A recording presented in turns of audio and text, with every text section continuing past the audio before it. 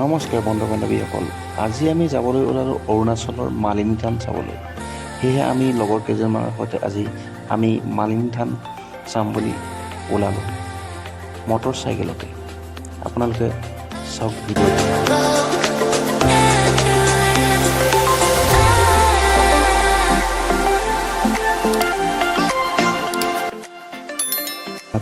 আজি বতৰ বৰ বেয়া, সেইকাৰণে ৰাস্তাটোৰ হ'লে আপুনি চাওক অৱস্থা, কি অৱস্থা, এনেকৈ কৈছোঁ বাপ ৰে বাপ। চাওকচোন কিমান ৰাস্তাটো বেয়া।